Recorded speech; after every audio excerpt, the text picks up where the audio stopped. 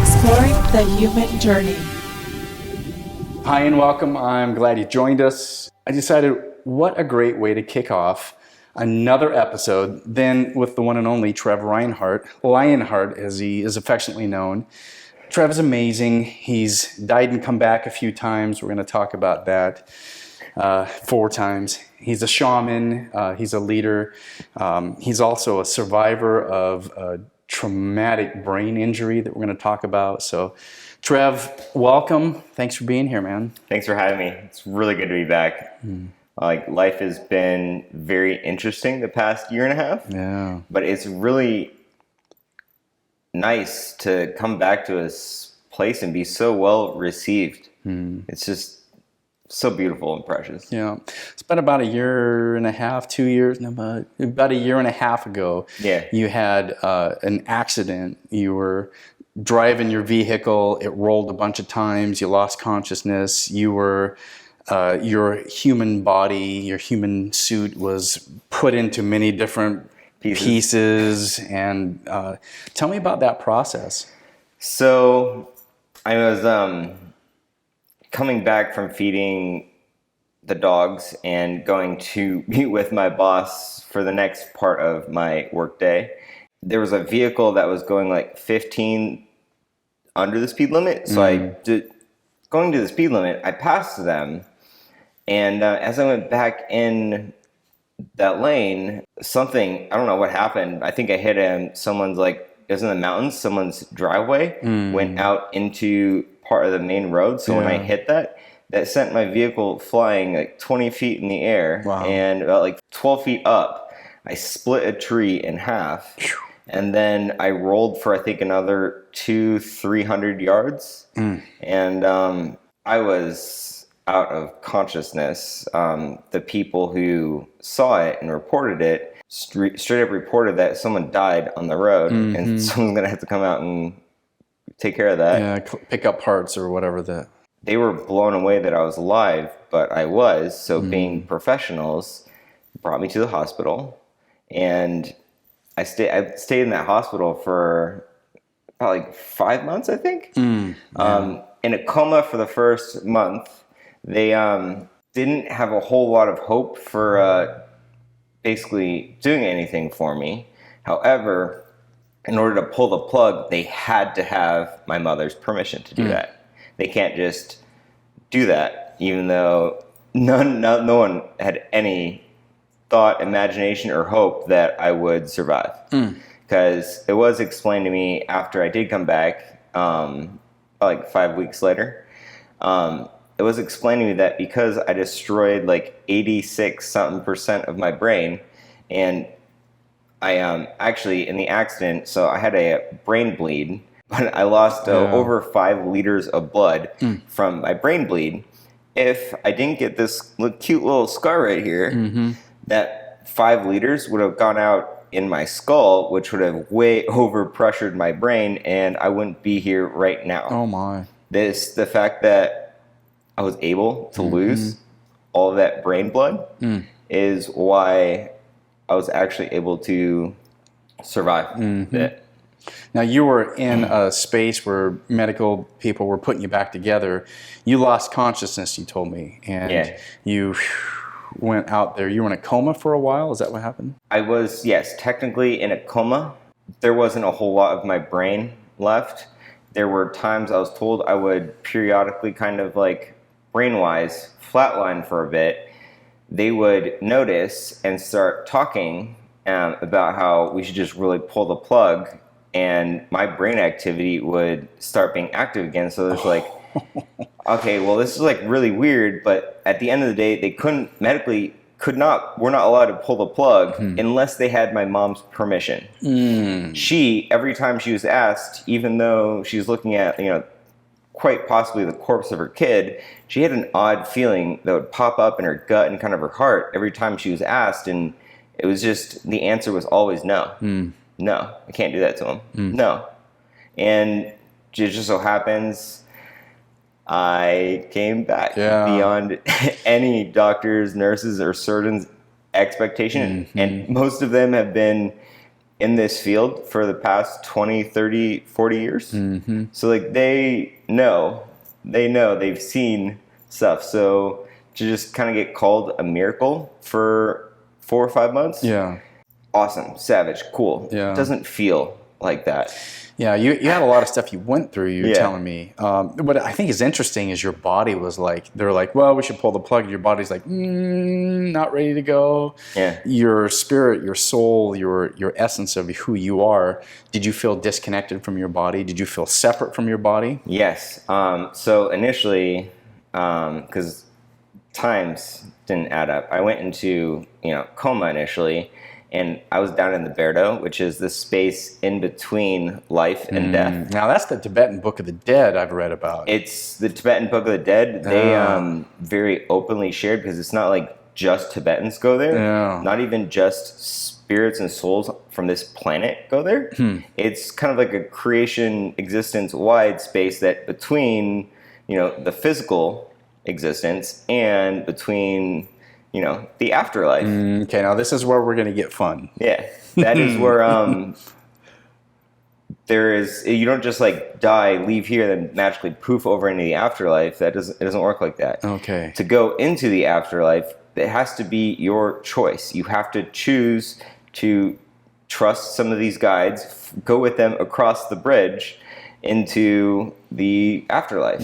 It's just like, it looks like a pretty magical kind of glowing, like the coolest kind of amusement park you could possibly think of, but there's no like rides or anything. Have you crossed that bridge? I tried, and every time I would try, it would dematerialize, delight up, and wherever I tried to step, and I would fall into, I wouldn't call it water, because it was like it was black, and it was like oil, and whenever you got out of it, it wouldn't like stick to you like water does. It would kind of clump together, and it would fall back into itself.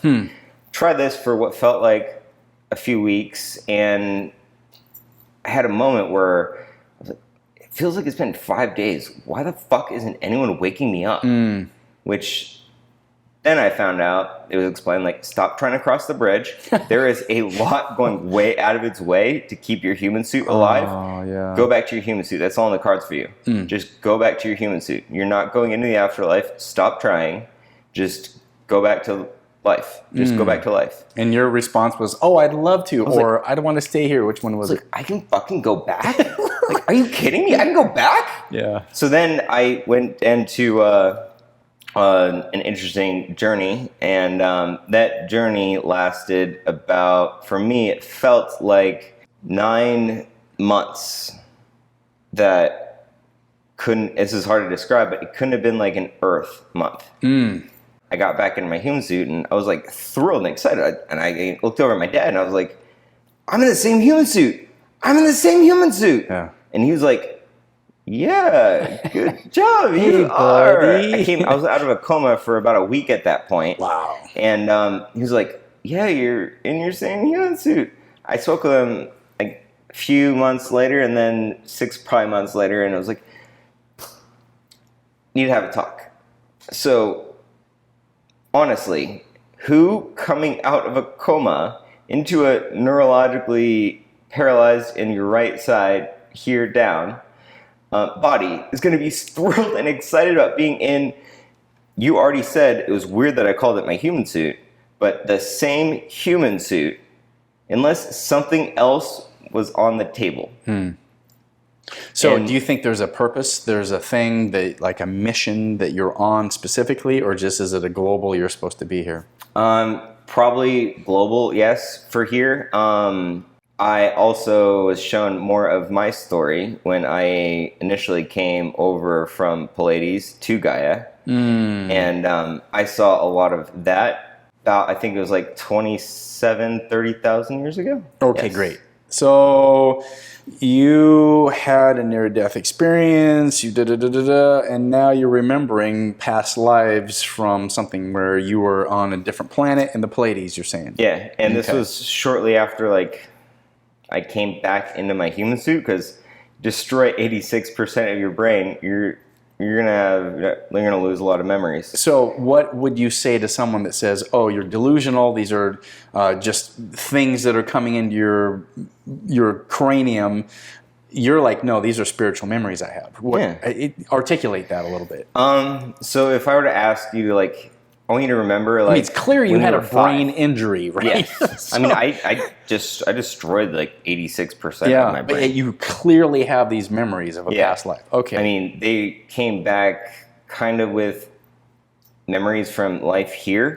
When you have like a visceral, strong, like through your whole body feeling it in memory, and that's great and wonderful. And you can do that even remembering if I ask you to think about like your childhood. You can get stuff. On this planet, the sky is always blue. And Earth has never had two suns. It's like these are just memories that are coming back. That explains a lot of other drives I've had in my past. But it's nothing to get lost in. Just don't get caught up in that story and the info. It is purely just info for you to take for you and your story right now. So the Pleiades is another planetary system far, far away. And there's a lot of people that claim that they are connected to the Pleiadians, the Syrians, the Andromedans. There's a bunch of different, the Arcturians. I've interviewed people on this show that are connected to that. So you feel a connection to the Pleiadians. Gaia brought me back after, so in my youth when I came over from Pleiades to Atlantis. And then so like 30,000 years ago, you're thinking? Yeah. Okay. And then Atlantis sank to the bottom of the ocean. Was Atlantis already working civilization when you were here? Or were you developing it? It was both. It was a bit of in the beginning of a developing, and then it went crazy. This is also, I mean, so these memories come from a time when I was also, but wasn't Homo sapien. So these lifespans that we're used to here now, very different tens of thousands of years ago. So the Atlantean society, you think, was a non-Homo sapiens entity, some Earth entity, but it wasn't normal. It wasn't just the human. Because even looking at this, a lot of humanity didn't start that long ago. Well, I love that deep dive into how did humans get here. And I've heard the people talking about the Atlantean society, how their technology and their spirituality, they weren't the same, and their technology overcame their sense of their spirit, and they somehow destroyed themselves. Can you speak to that at all? It's largely what happened. They stopped looking out for one another, and they dive more into how can this help me out right now, and that is going to always lead you away from spirituality, and it is going to always push you a little closer to technology, especially if you're selfish with it. That is kind of what happened, and details I don't super remember. I just I remember going down with the city and at that point, choosing to sack my, choosing to totally become fresh, mortal, and die with my city, and Gaia, to get what she was promised, she kept my soul on the planet. Now, when you're talking about Gaia, are you talking about the Earth? Yes, the planet. So are you talking about the planet we all live on? The soul entity of the planet, or the energy of it, or actual? Okay. Gaia is what Earth prefers to be called. Earth would be the twisted, given to you work slave name. Okay. It wasn't chosen by Gaia. And that's why if you look back at a lot of older shamanic texts, Earth was Gaia for a good chunk of time until science came out. And then once again, spirituality is going to take a little bit of a back door because technology is taking front door. So you remember yourself in the Pleiades, you remember yourself in Atlantis, and then what do you think your soul journey was after that? When I was coming over from Pleiades, Gaia and I were planning on having like more of a connection because it's been made very clear to me I'm a lot more than just this human suit. The soul was promised to Gaia because that happened, and because I was young and that never happened. Gaia kept my soul here so that I could pop back out, because if you look into the spectrum of life, death, and then like where in existence you can pop back out, to hope and think and have an imagination that you're always going to be on the same planet, it's pretty far-fetched. So on your soul journey, you're saying that there's other spaces you can be in, different planets, different dimensions even? I've had numerous and dozens of, because like, this was a really sick twist. When I was fresh out of coma, going to sleep, I would go into an odd lucid dream. For when I was there, it would feel like anywhere from 20 to 100 something years. That's when I found out I wasn't always like, this is my first time, I think, being a human. I've been wolves, lions, fish. Like, life is more than what we've just been told it is. Because, I mean, even scientists come together, and the human eye is capable of perceiving 1% of the known light spectrum. There is at least 99% that can't see. It's there. There's a lot of things we can't see, we can't comprehend with our human brain, but you can feel it. You're very sensitive to the energy. You're very sensitive to impressions and intuition that come up within you. So yeah, when I started my adult journey in the Marine Corps, that's how I really kind of dove into some of this. Was you could just stand there and sit with someone and get the strong feel that they're lying. And when I first picked this up, it would often be there to kind of like save my life and save the lives of those I care about. Wow. So you're developing an intuition. It was very valid to be like, this is important. I feel this. This is real. Like, I'm going to hone this. I'm going to harness this as I can. Did the Marines teach you that, or did you just work This was something that popped up, and it was like, I have this is not anything you really talk to anybody about. Like, I have this weird feeling, and every time you lie to me, like, I get this odd feeling in my gut. It's like, I'm just gonna, is it like true? And then like you play with it and you just like ask people like, you know, something you know they're going to lie about. And then like, okay, ask them something you know is gonna be true. And you can do muscle testing. And like a beautiful way to test this out is, you know, I'm a male. I'm a male. So you're taking your two fingers, you're putting them together. Oh, okay. Yeah, I see what you're doing. Like, because you have to remember that, like, I'm female. But, like, no, I'm female. So do one where you say, I'm a dog, or show me what that would be. I'm a dog. I'm a dog. I have been a dog. More wolf. I don't more know. wolf. You were a wolf. Okay, how about a cat? Because we all know cats are Russian spies. Cats are Russian spies, but also so are Liren is cat, which would have been like kind of a precursor to the first human. So you've been a cat before too? Yeah. That's like I don't know how to thing. muscle test you. Currently I'm a cat. Currently I'm a dog. Okay, all right. In the past, I was.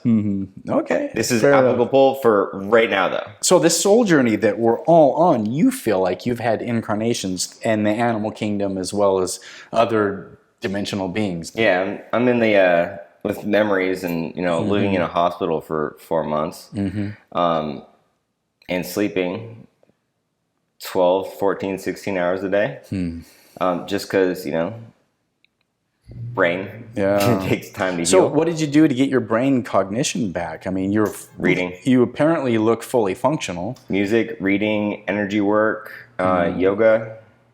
Tell me about the water and the crystals. Oh, so this was fun. They came by before I was released from the hospital, and they took a bunch of blood and urine, and they ran science tests on it. And later that night, my nurse who took it came and pulled me aside and was like, whatever you're doing, you just need to stop and just drink the purified water. Just drink the purified water. I had a little moment where I just had to like step back and kind of laugh because this is the only thing, I was the only thing I drank.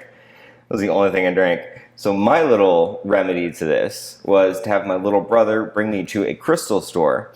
I bought a bunch of crystals, put them in the same vessel that I was drinking out of, and I put the same water in there, drank it for like a week, didn't wash them, But So you got dirt and hands and all that. After the week, she came back and she took more blood and urine because they actually wouldn't send those test results up because my cells just looked really messed up, really weird. So they're just like, no, we can't use this. I'm not setting it up because I don't know what that would even like begin looking like if we sent this up. So I took more blood and urine. The next morning, she pulls me aside and she's like, wow, whatever you're doing, keep it up. I've never seen that kind of a night and day shift, but like, wow, whatever you're doing, keep it up. Wow. Yeah. What crystals are those? These are these are different types of quartz that this one I've gotten in Michigan. Because I brought like 20 pounds of 30 pounds of crystals out from Michigan to here. And yeah, they live in water. Like with most of these, I'll wash them and then wash them off, get all the dirt off, and then put them in the water. And like, usually I'll let it sit for at a minimum 3 hours, but usually like overnight. And do you think it changes the composition of the water? It changes the molecular structure of the water. And this has been something that even science backs up because vibration will change the molecular structure of water. So do crystals. And because your human suit is 80-something% water, that gets passed on to you. These are little shifts that you'll never see. You can feel them though. So Pleiades, Atlantis, near-death experience. You said you died 4 times. I remember we talked years ago about your near-death experience where you rolled the truck, you avoided a deer, fire hydrant comes through the window, boom, you lose consciousness. You kind of went into another etheric space. Can you give presence to that situation? Out of my body and thrust into an indescribable being of just fully connected and not an idea, you can say unconditional love and union with all of existence, but to actually feel viscerally through your entire being and no longer having a human body, but to feel in every ounce and depth and knowing within your soul. That is the place that I went to, and I was so unbelievably connected and happy. What do you think that consciousness is doing when you have a disconnection from the body? What do you think that connection is? Where do you think the soul realm and the physical realm, that separation, what do you think's happening? Honestly, from my experience, it is an opportunity where you should be going over there. But for me, not allowed over there. Not wanted over there anyways. I'm saying You're here. Not wanted on the other side. Not wanted over there. You got kicked out and they sent you here. Need to be here. Yeah. And you keep trying to go back, but they keep sending you back here. Third time ain't the charm was because... Yeah, tell about the third time. Third time ain't the charm because I had a moment where after my last relationship ended and after it was at an odd point, I had a moment of I'm just done. I'm done with this story. Like I'm done. And I took my 45 that works and I put it right against my skull and I fired and it whacked my head and I had a moment where I put it back on safe and set it down and I reached up to right where I fired, and I thumbed the melded together bullet off my temple.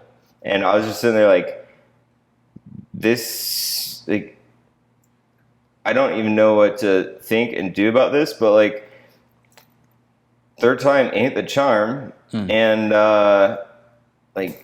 my sister, Mandy, actually called me 5-10 minutes later and let me know that a mutual friend of ours was in town.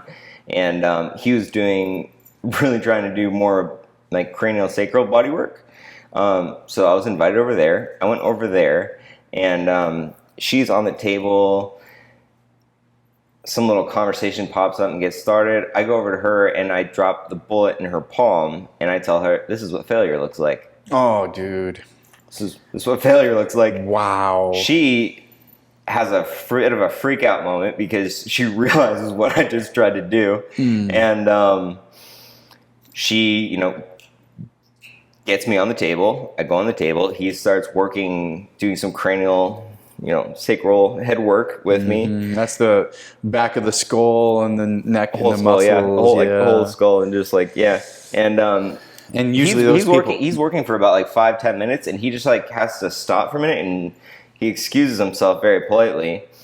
I get filled in on this after the fact, but he went out and told me, and he's like, what the fuck happened to his head? Like, his head feels crazy right now. And that's when she dropped the bullet in his hand, and she's like, he just showed me what failure looks like. Wow. And he's like, a lot more makes sense now. Wow. Okay, so that is an extraordinary story. A lot of people have put guns to their heads and have not had that experience, and they're no longer here to talk about it because they've died. So you were obviously in a space where you were done. Were you depressed? Were you sad? Were you tired of living? What was your internal state? I would say I was pretty, sad, melancholy, depressed, hopeless, and feeling just kind of disgustingly alone. Like I had people in my life, and then alone, stuff happened, and I just became very alone all of a sudden. And I was like, I know that there's a lot more to existence than like just this planet and what's going on right now. So like, I'm dipping out, and so you knew there's something on the other side. There is a lot more to existence. It all wants me to have that full lesson, talk about it, process it, feel it out, share it, but move forward knowing that, because you can't possibly truly know something unless you know why. What's the why for you? I'm here for something. Okay. I can't be, and the kicker is, if I was totally alone, that bullet probably would have went through my head.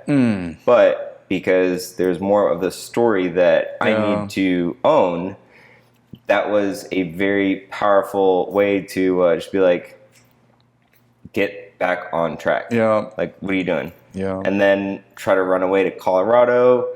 That works kind of well for a while. 4. Another death experience. 4 comes in to play. And getting out of the coma, it's been really wild. Like, I had to reteach myself and relearn how to walk while I weighed 117, soaking wet. So like all my muscle in my body left. Yeah, I mean you were just a piece of flesh that had. I looked like a POW prisoner. Yeah, it was bad. I purely wanted to be able to walk because popping up out of a coma and being like, okay, I can't move the right side of my body from my neck down. I can move it, but I can't feel it. I don't remember how to walk. So like, do I just want to sit here in a hospital bed for the rest of my life? Am I okay with that? It's like, fuck no. That's not going to happen. Like, cool. Well, I started walking a little bit with like a wheelchair, or not wheelchair, but like the crutch things. The walker. Yeah. The 4 walkers. That kept going. And I've heard it from numerous doctors and nurses that they've been doing this for the past 20 years.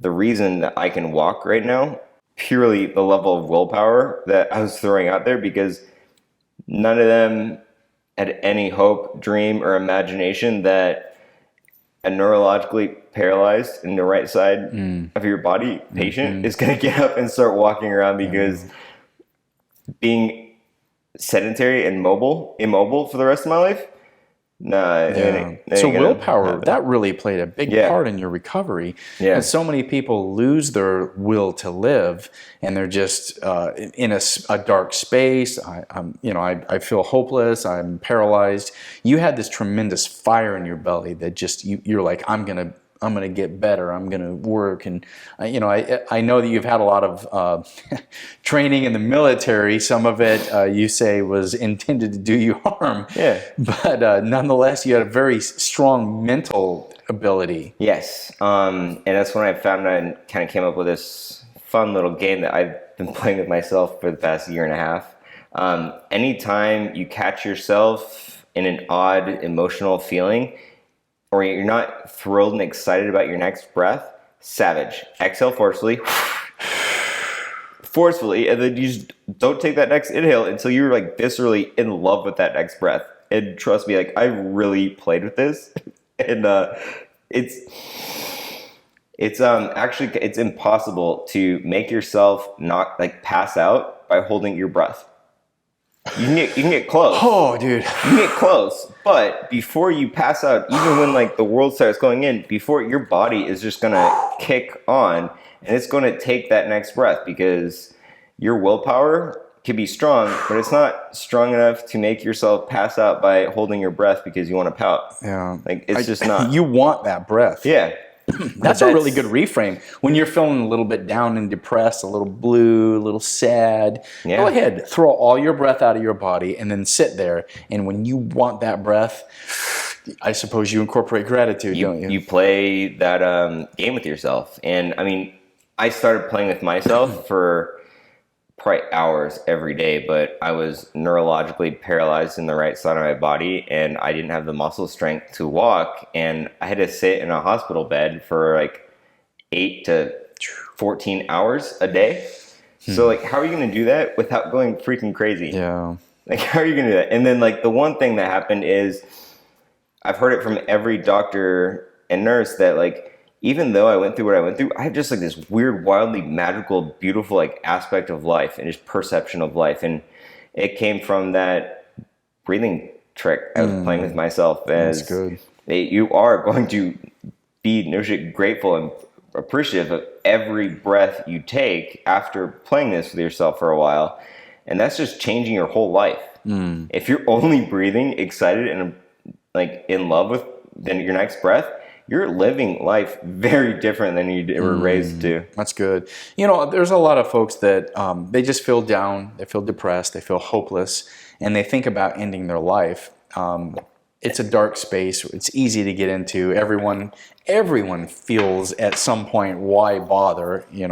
I'm a 50-year-old white male, and I have these feelings in myself that are like, what's the fucking point? Why bother?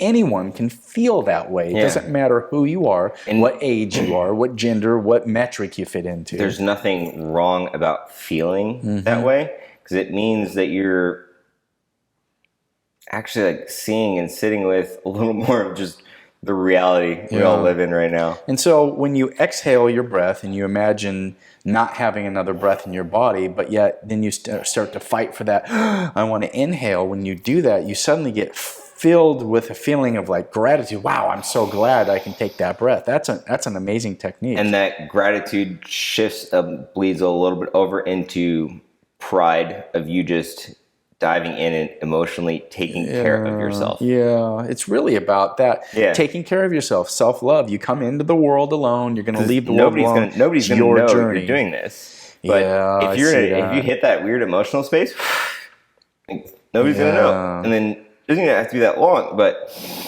because after you play this game for a while, your like forced little pout exhale turns pretty quickly into like, no, we're actually like pretty happy about. You get some endorphins. Pretty happy about life right now. Like we do this when we don't take that inhale when we're like frustrated, but like as long as if you're happy and cool with, then why play that game? Like that's really good. It's not like something that I can be like, oh, start tomorrow, and then like you're gonna come into like this part of it.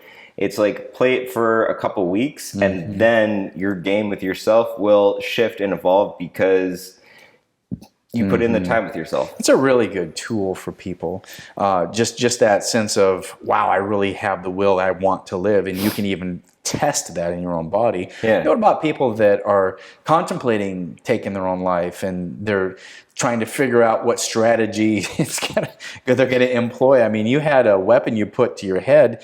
I don't want people to feel that they have no hope and they should kill themselves. I mean, what do you have to say to that? That is not the thing. And please do not think that because I was able to do it, that creation is going to bless you with the ability to do it. Yeah. That's probably not going to happen. Probably not going to be happen. like everyone else, and you're going to be gone with the bullet in your head. Yeah. And when you show up in the Bardo, you are going to be very, very, very disappointed with yourself. Because there's just once you show up over there, it's not like what we think or what Hollywood sold you the afterlife or heaven or hell is. The odd thing is a massive chunk of what's known as angels or demons aren't even allowed to ever incarnate anymore because they chose a side. So why do you rate to come in the absolute true middle? How does this work? So you're saying that the angelic and the demonic beings are not allowed to incarnate. They will never be physical because they were actually set up in a part of creation before anything ever became physical. When it was the just energetic up and down. I have heard the idea that consciousness became self-aware, knew that it was something, and then it created space, that's three-dimensionality, and then it created more space and it duplicated its consciousness, and then probably what's happening is we're all individual fractals of that one unitarian consciousness. But I'm seeing it through my perspective, you're seeing it through yours, and that's what this whole video game is about. So you can get deep and lost in that, but you're saying at that onset there was some sort of a dichotomy, a dark and light, a duality of good versus evil, if you will, and there were the angelic and the demonic beings as balance. It's just if you were to think of a magnet, half of the magnet is positive, half the magnet is negative. So it's not a good or bad, it's just a positive, not good or negative. Bad. It's just dark light. Okay. Two ways energy manifests and expresses itself. Because here in the physical, everything is going to always be a blend of those two. Well, yeah, I mean, even in the human experience, you're like, oh, I have good sides of me and bad sides of me. And so that being, that angelic or demonic being, that polarity of dark and light, they're somehow set in ethereal soul space to astral space balance. Okay, and then we're human beings stuck in the middle with the angel on the one side, the demon on the other, going, don't do it, do it. Because at the end of the day, this place only works really well when those two come together and work together. Okay. Because everything in the middle is physical is going to be a blend of the positive and the negative. All of it. So what do you think that whole human experience that we're having is about? Do you think we're here for experiences? I mean, whenever I've done a psychedelic, I just get, we're here to play. It's a game. We're here to play. Well, I'm like, well, what's the point of doing this? Just to have the experience. I'm like, yeah, but there's suffering. And then I'll, like an Ayahuasca ceremony, I'll receive the information. It makes it real when there's suffering. So you can really buy into the game. And I'm like, oh, okay. Yeah. What do you think that whole thing's about? Otherwise, everything would just be numb, and that there's nothing in creation that really wants that. Do you think it's boring in the soul realm, or do you think it's exciting? It's far less interesting. It's never going to be concrete or real. So this is where the action is then. This is the one place in existence where the action comes to happen. Why? Because it's a physical manifestation of positive and negative. I mean, look at you and me right now. All we are is just a bunch of atoms snuggled up together, hanging out. Yeah, 99% of those atoms is nothing but empty space. Yeah, empty space. Yeah. Empty space. But it's all, and we think, whoa, I'm a 3D body, look at me. Yeah. Because if you look down on things on a very small level, you see a little bit more of what we're playing with. Yeah. However, you can't always look down that small because you're going to miss the whole rest of the story because things go macro for a reason. And it's to have an experience. It's to live. It's to enjoy life. It's to feel the good, the bad, because you will never appreciate the good of anything unless you really know the bad of it, because otherwise, why? Why is it good? What is good? So you only know that when the other stuff is thrown out there, and then you can... Well, good and bad are just simply a story that you've told yourself. Yeah. You know, I love that old Buddhist proverb about the farmer, and they're like, oh, isn't it great that your crops are growing? He goes, oh, perhaps. And they go, well, you know, oh no, the army's coming to take your son. Isn't that horrible? Perhaps. You know, he didn't assign good or bad. And they're like, oh, your son broke his leg, so now the army can't take him. Isn't that great? Perhaps. Yeah, I mean, you know, it's not a good or bad thing. It happened. Yeah. It happened. What's that story you tell yourself about? Oh, I had to file bankruptcy. Is that bad or is that good? Well, it's just something that happened. And now because of that, now I can do something new with my life. I can create a new opportunity because that happened. Well, maybe that's a positive, not a negative. Yeah, I mean, if you don't get caught in it. In the story? In the story or whatever bad thing happened. If you get caught in that, you are cutting yourself off from getting anything productive to move forward with that. So now I'm a victim. Because poor me. You made yourself. If you want to be a victim, you make yourself a victim. Like, you can't have like that positive of an outlook because you've already made a choice. Yeah. So poor you. You're in the hospital. You're in a coma. Your body's 117 pounds. You're weak. You're frail. You're like, they told me I'll never walk again. I don't know why I'm here. You could have stayed in victimhood, but you didn't, man. You started working. You started physically moving. I played my little victim game with myself. Yeah. And I would hold out my breath for myself if I was ever less than thrilled and in love with my next breath, because at the end of the day, that's the only thing I could freaking really do. Yeah. And you did yoga teacher training, so I'm sure that really helped you connect into your breath. Well, I mean, that was fun. Like, I was like doing a lot of polarity stuff, a lot of Reiki stuff, but it was very instinctual. It wasn't like, and this was I spent the last decade doing everything I could to really push myself over into the spirit realm. So to have number 4 be, you know, my 4th death rejected, and I was in a coma for a month. Came back into my body about 5 weeks after the accident. Wow. When I came back into my body, I had like 9 months of memories. It's like, okay, so what happened to my soul? Because something happened. My soul went on a very, very long, much longer journey than my human suit went on.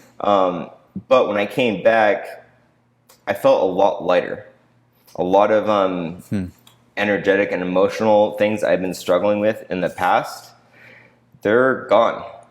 For someone that says, I have a loved one that has committed suicide and I fear for their eternal destiny. I was raised with a system that said if you kill yourself, you go straight to hell. You know, you don't pass go and you don't collect $200 and you're in hell for conscious eternal torment forever. So what happens to that whole idea? So hell isn't an eternal place. It is a place within existence you can go, typically to just learn something and really learn something. But the moment your soul is like learned and is done, you're not asking for permission to leave. Like, you just get pulled out of there. Like, once you do the work, we're not in the physical. Like, you don't wait and call up anybody and be like, oh, pick it up. It's the energy existence.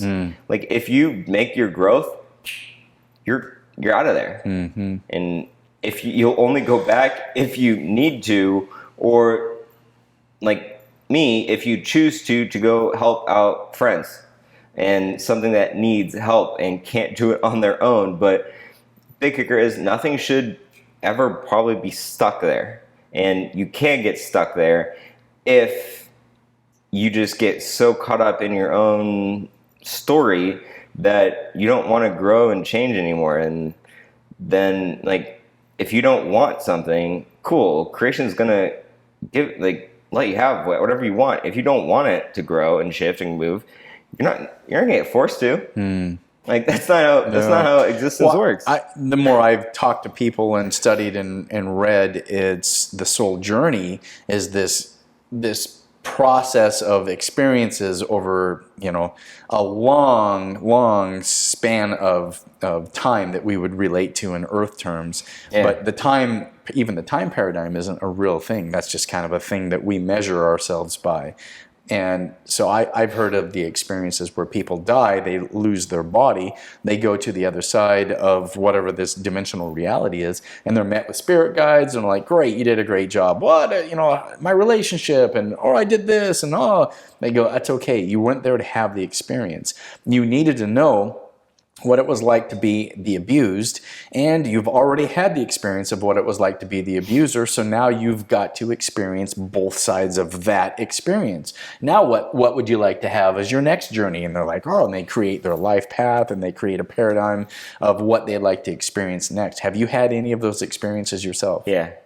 Yeah. I am here really looking for my wife, and together, I want to actually raise a family.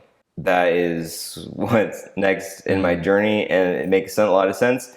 It is a lot of... Are you actively taking applications right now? No. Oh, okay. No. Because this could be a great forum for you to have could be. a new dating app for you. That's why I'm just making sure I get my daily numbers. I read, I do yoga. I'm just daily numbers. What do you mean daily numbers? So if you do 100 push-ups a day, every single day, in a month you're doing 3,000. Makes sense. In a year you're doing, what was it? 36, 50. Yeah. And that's just if you're doing 100 a day. But fun thing is, if you start playing, I started playing this with myself when I couldn't do a single push-up to save my life. Couldn't do a single one to save my life. Wow, and that's coming from a guy that was in the military at one point. Yeah. You were strong as iron. Oh, yeah. Now your body's decimated. I was at like 195. Before the car accident, I was like 195. I think 6-7% body fat. Wow, you were buff. And and then I went to 117 soaking wet. Wow.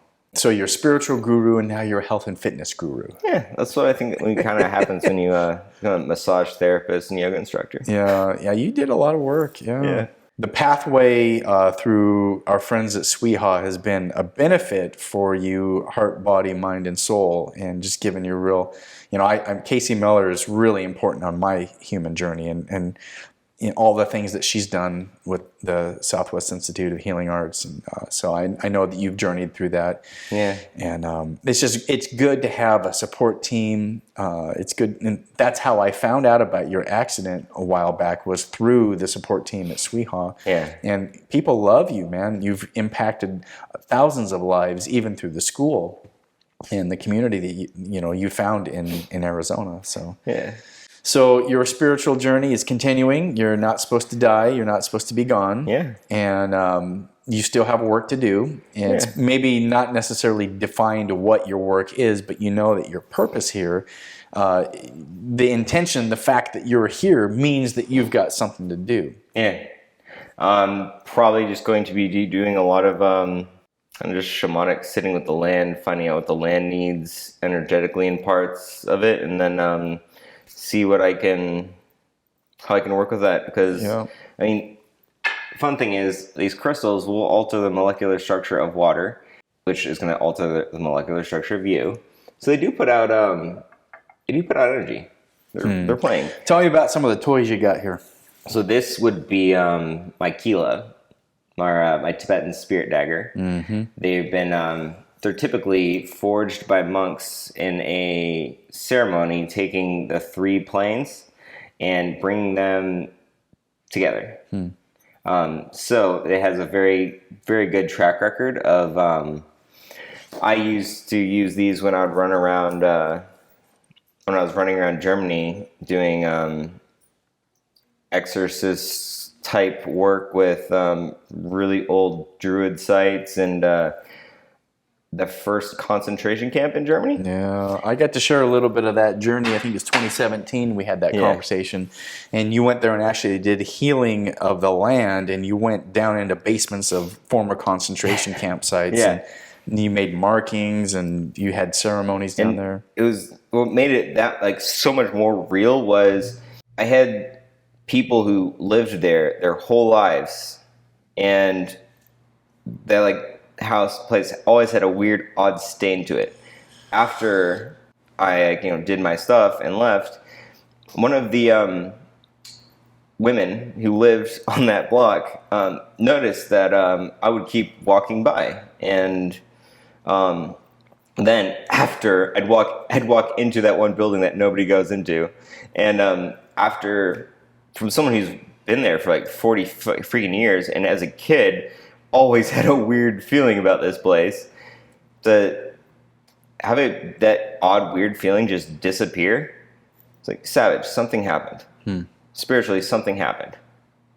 So that I just have to put that as a little bit of a win, because spirits were stuck, and now that energy isn't stuck, things are moving, and Gaia is allowed to breathe a little bit more now. That's good. You're a little bit of a spiritual superhero in many different aspects. Yeah. Whether it's the crossing over and coming back, the giving presence to reality, changing energy. You've got a very unique skill set, sir. Yes. You do. Yeah. Well, as we wrap up, what are some things you want to make sure people know about this whole game that we're playing, this stage play that we're playing as characters? What are some things that you want people to know about energy, about life after death, about purpose? Give some presence to some of that. Your story is going to change after your human suit dies. There is more to the story. It's not just Finn, we're done now. That's, I would say, kind of a cute fantasy, but it's a pretty sick, twisted fantasy that's not real. So one life, and then you get judged, and that ain't it. Yeah, because there's no point in that. You want to think like, oh, this is about me. It's about me. It's like, savage. Well, cool. You are 1 out of 7-8 billion humans, so like, you are unique, and you are and will only ever be you. Just remember that you are 1 of 8 billion. How do you want to work to benefit the whole you, not just like personal you? Because you're gonna benefit, personal you by helping out all those around you. However, if you switch out and just make it all about you, then you're not helping out anyone else, and you're not going to be happy with life. Like, I promise, I've seen it way too many times. That's so challenging for us Americans, because we're taught about individual liberty and my individualism and my individual rights, and we don't realize we're part of the whole, part of the collective. How does it help me if I hurt you? How does that ultimately, if you get hurt by me, is there a way that I can get and you can gain? Is there that's what I'm really interested in. Something that's a mutual win-win. We can still have society, we can still be capitalist, we can still have business. That would be, I guess, a little bit diving back into appreciating and cherishing each and every breath. Yeah. Because as you exhale, your exhale is all plant life's inhale. Yeah. Their exhale is your inhale. Yeah. They can do nothing. They have nothing they can do with O2. Yeah. Their inhale is CO2. Just like our Symbiosis. exhale is CO2. We can do nothing with CO2. We can only use O2. Yeah.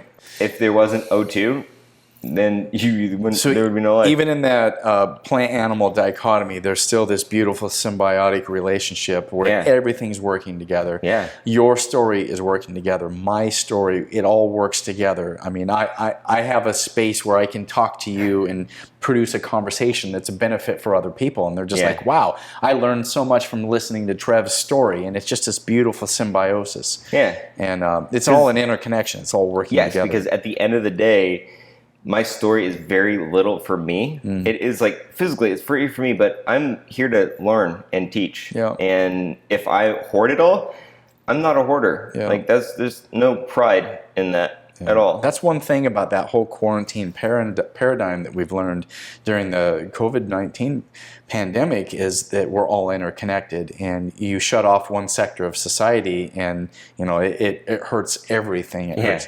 I don't want to get too deep into that, but hopefully we get past the fear portion of it into the the reality of let's live our lives with joy. Let's be conscious and safe, but let's find a space where we're not allowing our lives to be dictated by a fear. Like, I'm just gripped with fear. Oh, okay. Yeah. You can still be safe and clean and respectful of other people, but the fear, you got to let that go. And that can happen in anything, whether it's health and wellness or physical fitness, or you're in a hospital room and I'm so afraid. That whole fear paradigm is what do you want to do with the time that's given to you?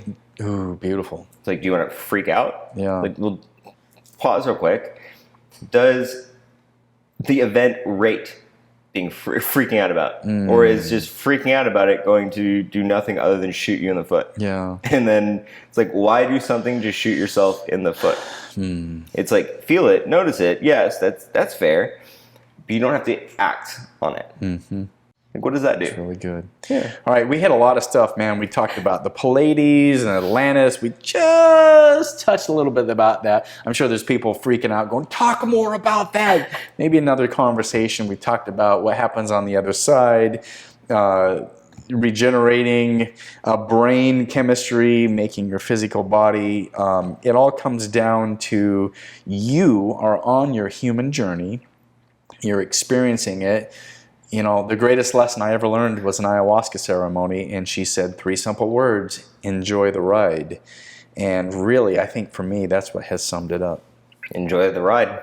Yeah. It is the one thing to do, because if you're not enjoying it, you're either going to freak out about it, be really upset about it, moody about it, decide that you just need to be like magical victim, which isn't going to get you a whole lot of anything other than a little self-pity party. And it's just, move forward. Yeah, awesome. Well, if there's one thing you want to leave with people today, that one thing, if they zoned out throughout the time that we were talking, what would that one thing be that you want to leave people with? If you ever have a space where emotionally you're unhappy with where you're at,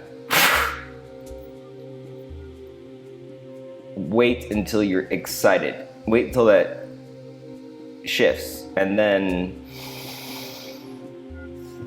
that's how you change your story. And at the end of the day, you're breaking it down into the smallest component of life. And at the end of the day, you're tying it back into your relationship here on Gaia or Earth, because all the plants, their exhale is O2. Their inhale is CO2. Your exhale is CO2. Your inhale is O2. You're the other half. It's good, man. Yeah. Trevor Reinhardt, I'm glad you are alive, and I'm glad I get to talk with you today. Namaste, my friend. Namaste. Thanks for joining us here on Exploring the Human Journey. You can find us as a video on YouTube or listen to us as a podcast. You can also join in the conversation by following us on Facebook and Instagram. For more information, go to the website at exploringthehumanjourney.com.